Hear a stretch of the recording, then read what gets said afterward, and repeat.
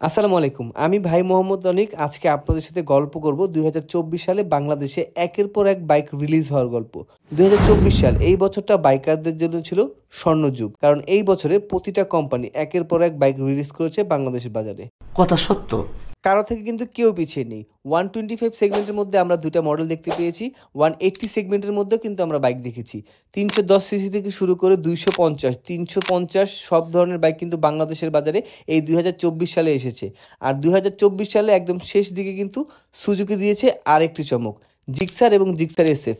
আজকের গল্পটা থাকবে সুজুকি জিক্সার 250 নিয়ে।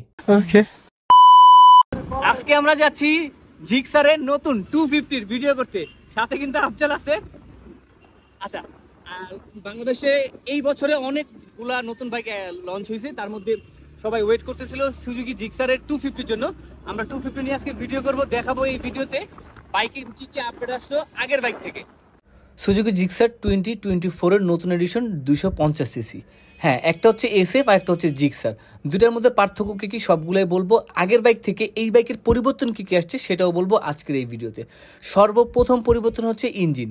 আগে ছিল 150 সিসি আর এখন করা হয়েছে 250 সিসি, মানে আপনি 100 সিসি বেশি পাচ্ছেন। আগে ছিল এয়ার কুল একটা বাইক, এখন কিন্তু লিকুইড কুল পেয়ে যাচ্ছেন। সামনের চাকা কিন্তু আগের থেকে এক্সেস করে বড় করা হয়েছে। আগে ছিল 100 সেগমেন্টের আর এখন পেয়ে যাবেন 110 সেগমেন্টের। আরেকটা ভালো বিষয় হচ্ছে আপনি এই বাইকে কিন্তু ডুয়েল চ্যানেল এবিএস পেয়ে যাচ্ছেন। ডিস্কের সাইজটাও বড় হয়েছে আগের থেকে। পেছনে সাইলেন্সারের ক্যাপ, হ্যান্ডেল বারের গুটলি আর মিটারের কালারটাও কিন্তু পরিবর্তন এসেছে আগের বাইক থেকে। হ্যাঁ, এবার বলছি আমরা প্রাইস নিয়ে।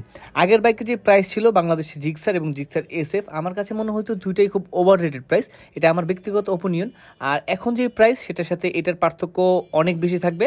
আমি যতই বলি এটা ওভার রেটেড বাইক, তারপরও বাংলাদেশের মানুষের কাছে জিক্সার এসএফ সবসময় মন জয় করার মতো একটা বাইক।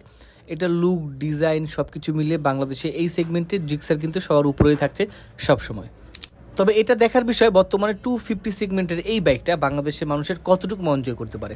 সালামু আলাইকুম, ভালো থাকবেন সবাই। দেখা হবে নতুন কোনো ভিডিওতে ক্যামনিকির সাথে।